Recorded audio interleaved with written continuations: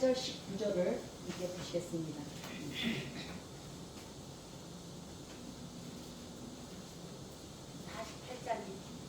43장 43장 8절 19절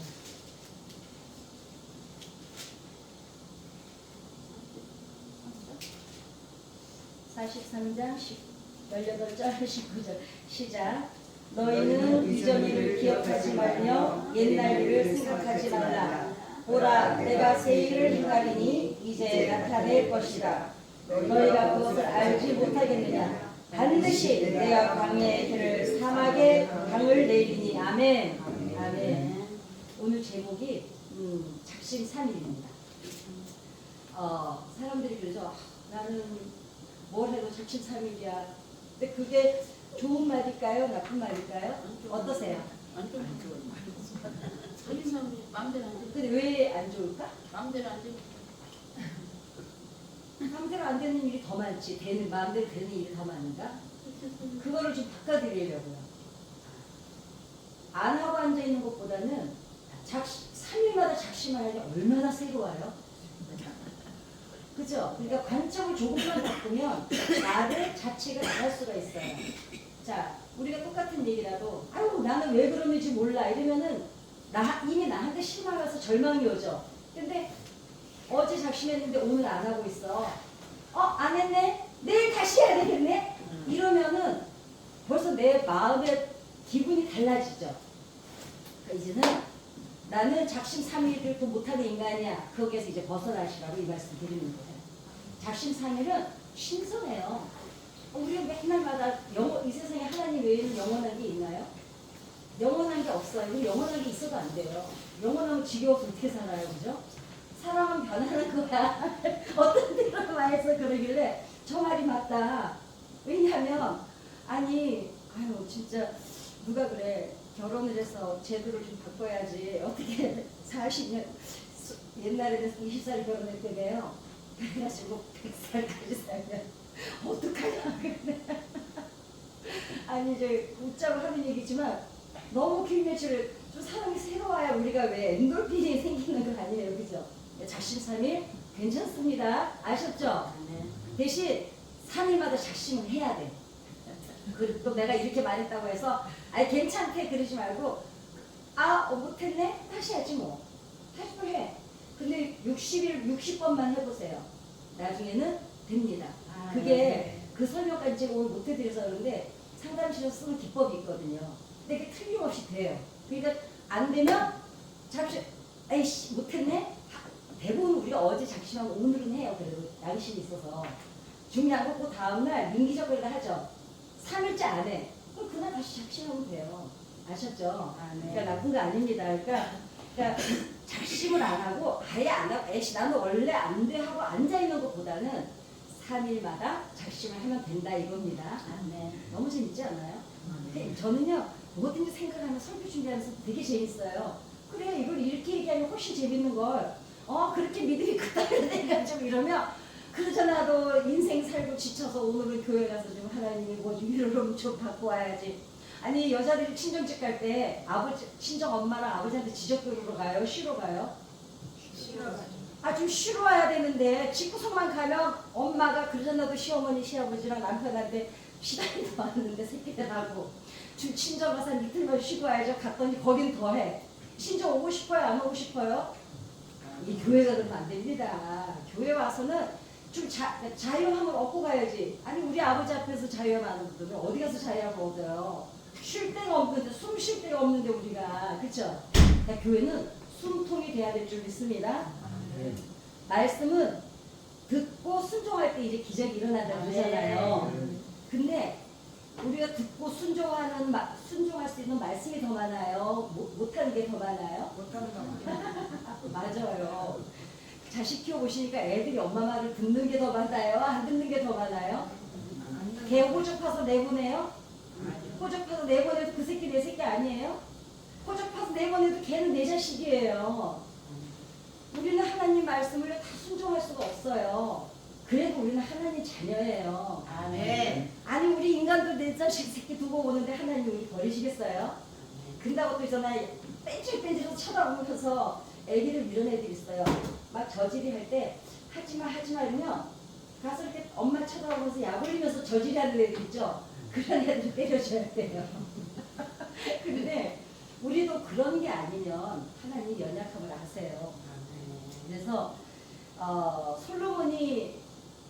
솔로몬은 무슨 마음이 있었냐면 하나님께 듣는 마음이 있어서 축복받았잖아요. 자, 그러면 지혜의 본질이 뭐냐? 지혜의 본질은 듣는 마음이라는 거예요. 듣고자 하는 마음. 근데 그 듣고자 하는 마음이 준비가 되면 하나님께서 구하지 않은 것도 주신다는 거예요. 대부분 우리가 하나님이 응답을 주셔도 못 듣는 이유가 다른 곳으로 너무 가득쳐 있어서 듣지를 못하는 거예요. 그러니까 우리가 듣고자 하는 마음이 준비가 되면 무슨 말을 해도 듣죠. 그래서 우리가 인격의 꽃이라 그러죠. 인격의 꽃은 수용이다. 수용이요. 스펀지 같은 사람. 그래서 그렇게 스펀지 같은 사람이 되고 나면 뭐든지 흡수를 하죠. 그리고 스펀지는 칼에 찔려도 비명을 안 지르죠. 그래서 수용 능력이 갖추어져 있다는 거는요, 그만큼 우리가 성장했다는 뜻이기도 합니다. 그러니까 사울이 망한 거는 하나님 말씀을 안 들었죠. 그때는 이제 왜 웃으면서 말을 해요? 웃으면서 해놓는데 조롱하면서? 왜 슬픔을 아니, 괜찮. 예. 미안해요. 그러면은 안 웃고 얘기할게요. 아니, 이게 재밌는 얘기니까 웃으면서 얘기하지. 자, 그랬는데 사울이 그 망한 자리가 거는 어떤 자리라고 웃으면서 얘기해요? 사울이 망한 거는 자기 마음대로 하고자 했던 마음이 있었던 거예요. 애기들 키워보시면 아시죠? 애들이 자아가 형성되기 시작할 때 그때부터 무슨 짓을 해요? 내 거야. 그리고 밥을 먹여주라 그러면 내가 먹을 거야. 그러니까 자기를 이제 나타내기 시작을 하죠.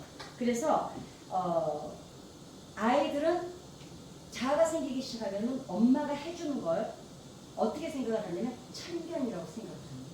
그죠? 저도 애는 안 키워봤지만 애들이 그러잖아요. 예. 그러면 순종은 어떻게 하는 것인가? 우리가 그래요. 하나님 앞에 무엇을 드릴 때 마음을 쏟지 마라. 그래요. 그죠? 근데 그 마음을 쏟지 않는다는 게 뭐라고 생각을 하세요? 뭘까? 마음을 쏟지 않는 것. 시간이 많으니까 생각 좀 해보십시다. 오늘 1월 1일이고 앞으로 365일이나 남아있는데 올해는 366일이래요. 윤달이 껴서. 말씀대로 그대로 올리는 거. 응, 그렇지. 예. 그러니까 내 마음을 섞지 마라. 거기는 또 말씀대로 올려드린 것도 뭐가 있을까? 저는 이걸 제가 사실 오늘 여기까지 와서 고민을 했거든요. 이렇게 막연하게 여러분들 헌금하고 기도할 때 여러분 마음 섞지 마세요. 그런 게 많이 듣잖아요. 아니 그러면은 구분을 좀 해주면 얼마나 좋아요. 뭐 했는지 모를 때가 있잖아요. 그죠? 제가 오늘 결론을 얻었어요. 과부의 둘의 뿐이야. 아멘. 그냥 내가 무엇인가를 하나님 앞에 드릴 때 아무 생각도 안 하고 하나님만 생각하고 드리는 게 마음을 내 생각을 안 섞는 거예요. 그죠? 제일 그게 좀 타당하지 않을까요?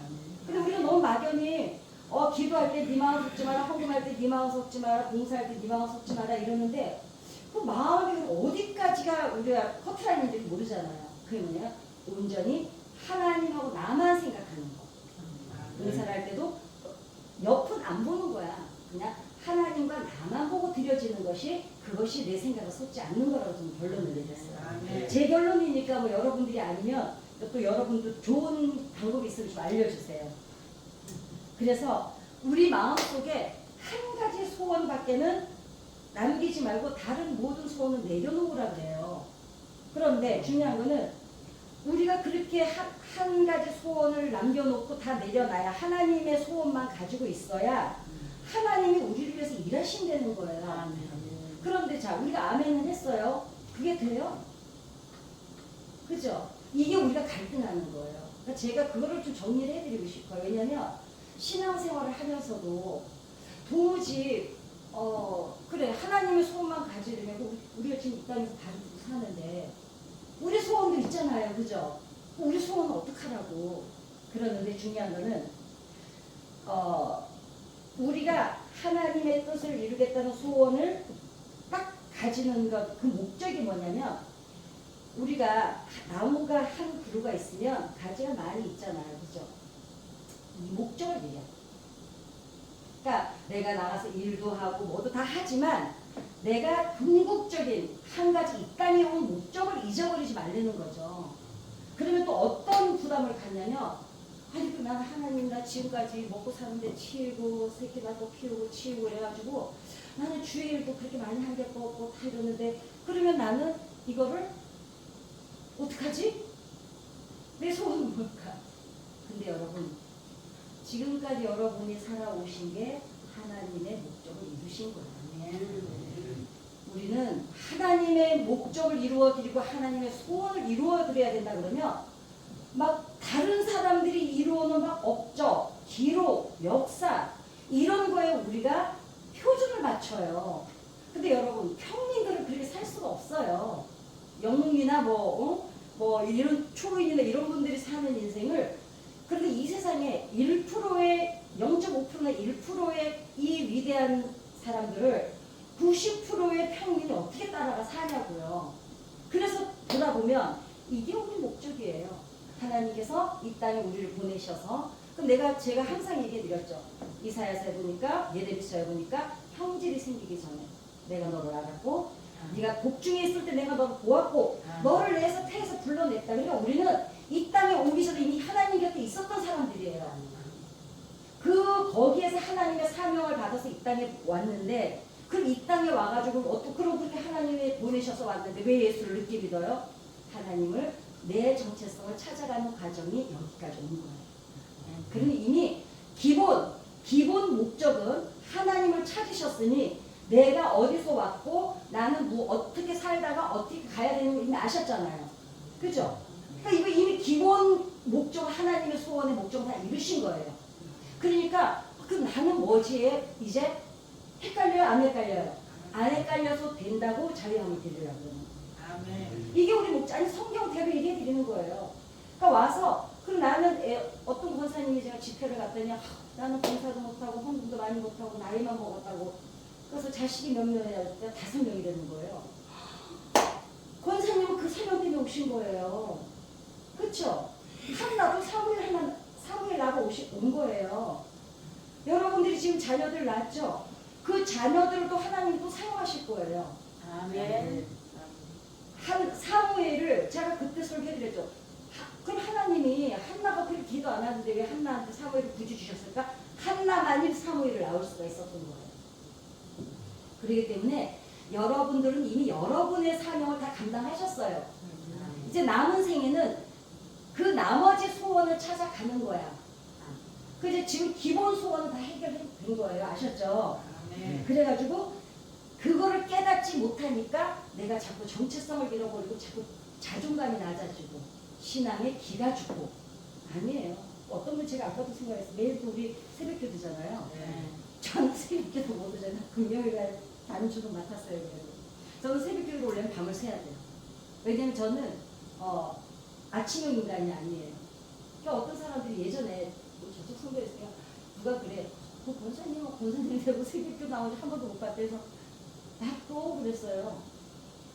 자기네 아버지가 그 딸내미가 새벽전 만호가 알고 이해하시는데 당신이 뭐하러 참견을 해. 그러니까 너는 새벽기도 나올 수 있으니 네가 나와서 그 권사님 대신 기도해드리면 되잖아. 대신 그분은 저기 게스트를 자주 오시거든요. 그러니까 이게 얘는 잘하니까 나는 잘하고 있는 걸 얘가 못한다고 말할 게 없어요. 쟤는 저걸 잘하고 나는 내가 이거 잘하면 되는 거 아시죠? 그래서 그러면 그러면 하나님은 우리가 소원을 가졌는데 어떤 소원을 가진 사람을 쓰시는가? 나에게 혹시 인생을 살아오는 그런 적 있으세요? 죽을 만한 소원이 있었던 적 있으세요? 죽어도 좋아. 이것만 이룰 수 있다면. 저는 그런 소원이 몇 번 있었어요. 그러니까 지금도 여전히 저도 있어요.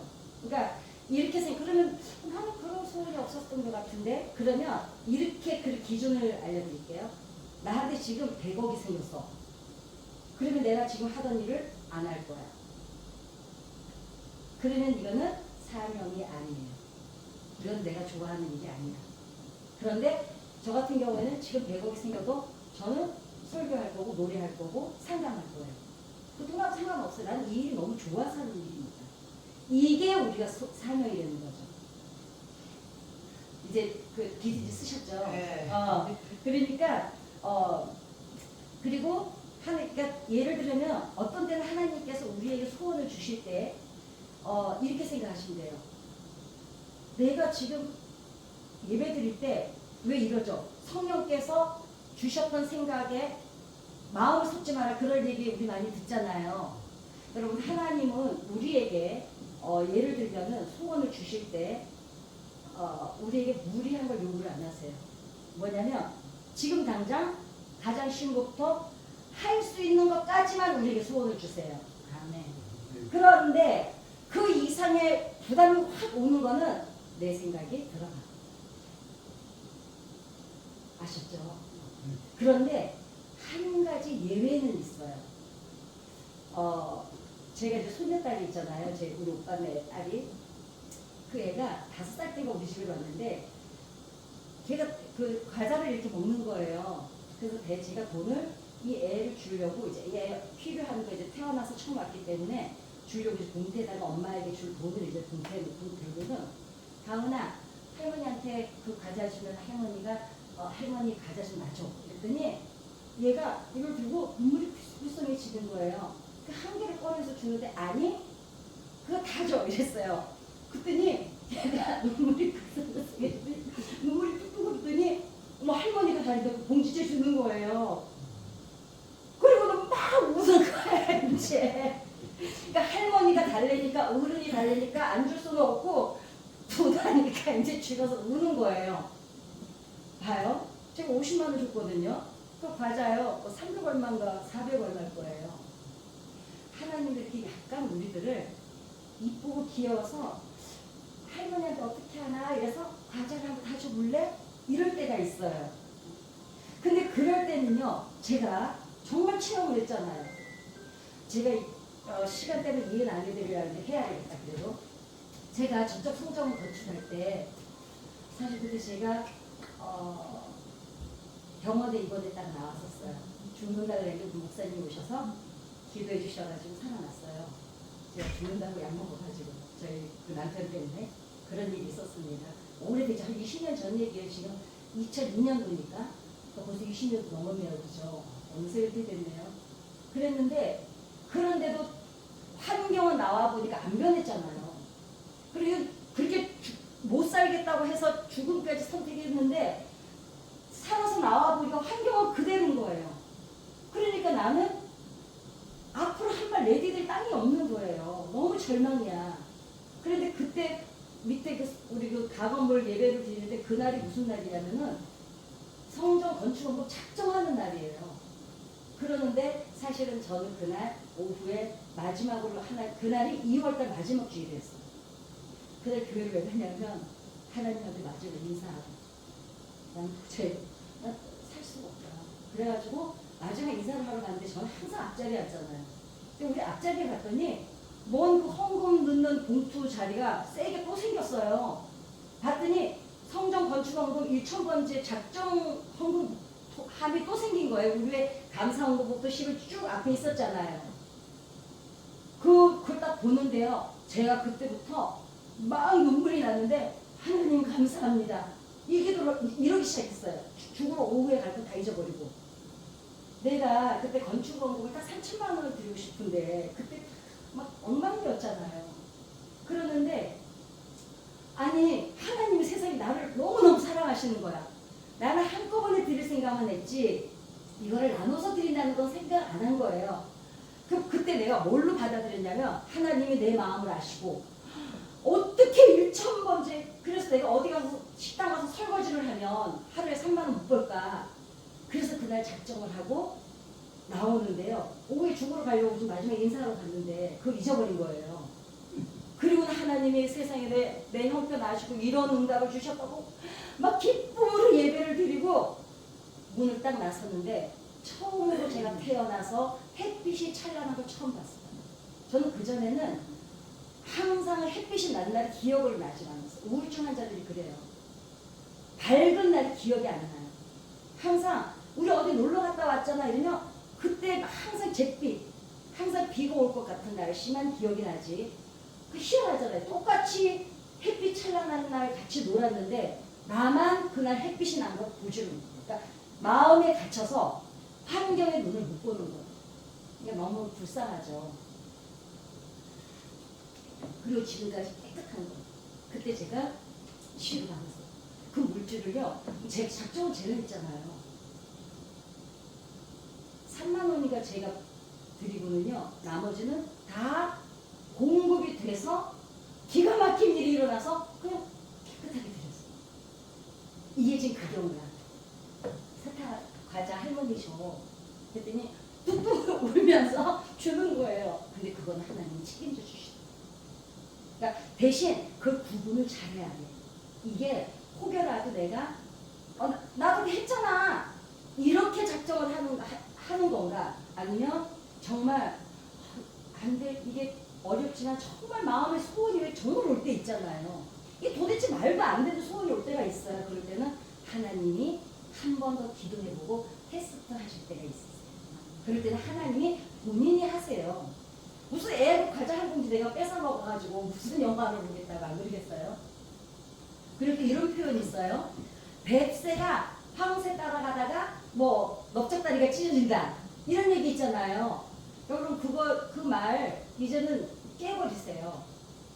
아니 그러면 도전도 안 해봐요? 좀 따라가면 어때요? 뭐가 왜 안 되는데? 이 의미는 본질의 의미는 우리가 알아요. 너무 분수에 넘치는 짓 하지 마라 이 뜻인데, 아니요. 아니 흙수저 물고 태어나가지고 우리도 한 번은 몽골임을 쳐봐야 될 거 아니에요. 도전은 해봐야지. 안 그래요? 그리고 여러분 이런 말에 우리나라는 이런 말이 되게 많아요. 사람을 길을 죽이는 말이 정말 많습니다. 아니에요. 일단 해보는 게 도전이에요. 그죠? 해보지는 않고 내 다리는 뱁새 다리라고 포기하면 너무 억울하지 않아요?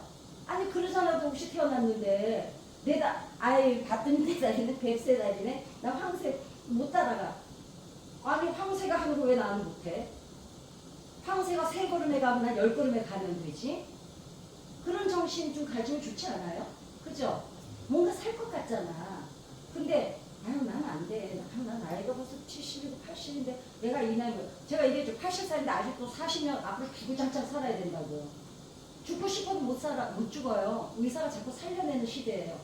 오늘 아침에 뉴스 봤더니 저는 그거 암도 이제는 미국에서 개발됐어요. 그래서 모든 암도요 이제는 얘가 뚫지도 않는데요. 뭘 이렇게 집어넣어가지고 그냥 파괴시킨대요, 암세포를. 여러분 이제 어쩌면 우리가요 죽어야 산다는 영화 옛날에 있었거든요. 정말 죽고 싶어도 못 죽는 시대에 살고 있습니다. 그 텔로미어라고 개발이 됐잖아요. 우리 수명을 결정하는 게 텔로미어라고 있어요. 우리 운동화 끈 이렇게 매면 끝에 왜 풀어지지 말라고 이렇게 묶어놓은 데 있죠. 그 텔로미어 끝에는 이게 텔로머레이라고 그 묶는 것 같은 게 있는 거예요. 이게 연장을 시키는 기술이 나왔어요. 이제는 우리가 도대체, 그리고 이제 유전자 조작을 다 하잖아요. 옥개인가 무슨 개인가가 1000년을 산대, 무슨 개가. 그 개 유전자를 사람하고 단백질로 그렇게 하면은 또 산대네요. 아유, 나 돌고 살고 싶지는 않아. 저는 70살까지가 제일 이쁠 것 같은데, 한 60이 넘은 건 이게 70은 넘게 살아야 될 것 같아. 어찌됐거나, 중년은, 인생은 어차피 태어나면서부터 도전이에요. 그쵸? 아니, 우리가 도전 안 하고 지금까지 이런 거 뭐 있습니까? 그리고 뱃속에서 나오는 순간부터 사실 도전이죠. 해보는 거예요. 황새가 10걸음 가거든요. 3걸음 가거든. 우리는 10걸음 걸으면 돼요. 그러면 되지. 해보기나 해야지.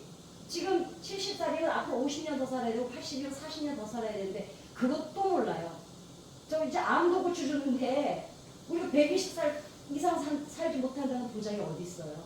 그러니까 이제는 늙어서 안 돼, 나이 먹어서 안 돼, 나는 실력이 없어. 이게 아니에요. 제가 얘기했죠. 가장 손쉬운 거, 지금 당장 할 수 있는 거 찾아보면은요 의외로 많아요. 제가 오늘 그 방법 알려드리려고 오늘은 그게 시간이 안 될 것 같아서 못 해드리고요. 그러면 우리가 그러죠. 어디가 천국인가? 어디가 천국인가? 자, 올해는 2024년도잖아요. 우리도 좀 살면서 천국을 맛보고 살아야죠. 어디가 천국이세요? 또 이렇게 물으면 애매하죠.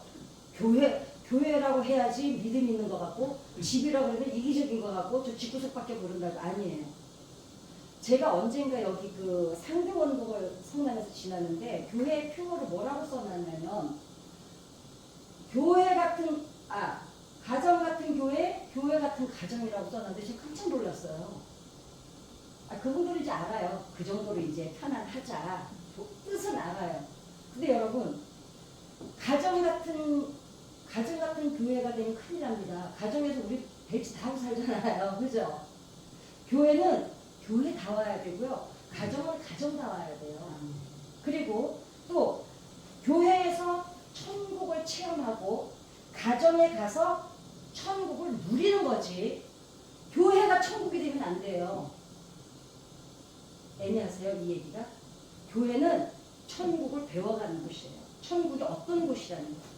그리고 여기서 경험한 천국을 가정에 가서 현장에서 실천해야 되고 세상의 사람들한테 천국을 보여줘야 되는 거예요. 아멘. 그리고 교회는 교회 다 와야 돼요. 교회는 와서 천국이 어떤 곳이라는 것을 알고 가는 곳이에요. 이 알고 경험한 천국을 가정에 가서 이 가정이 평안해야 돼요.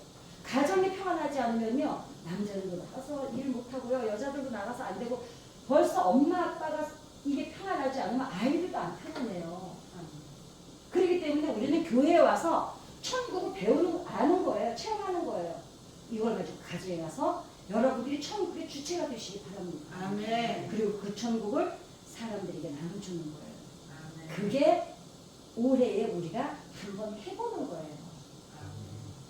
그래서 어떤 목사님 댁에 권사님이 어머니인데 너무 높여드린다고 목사님이 지금 오면 엄마도 권사님 어머니가 목사님 이렇게 불러요. 사모님도 목사님 이렇게 불러요. 애들도 할머니가 아빠 이러지 말고 혹이라도 성도들 왔다가 아빠 이러면은 그렇다고 목사님이라고 부르라고 그래요. 이 목사님은요 24시간 내팽개로 사는 거예요. 가정에 갔으면 목사님도 저 허리띠 풀어놓고 아버지도 되고 남편도 되고 사모님 이제 아내가 되고 여자가 되고 남자가 돼야지. 거기가 아담과 하와가 살던 곳이 돼야지. 아니 거기까지 교회가 되면 그 목사님은 도대체 숨이 막혀서 어떻게 삽니까? 안 그러겠어요? 그러니까 권사님 장로님 집에 가서 절대로 장로님 권사님 이렇게 안 부르시죠? 설마 그지? 그래 그러지 마. 세상에. 그래 교회만 와서 그냥 권사님 장로님 하시고요. 집에 가면은 사랑하는 사람들하고 함께 있는 곳이 천국이에요.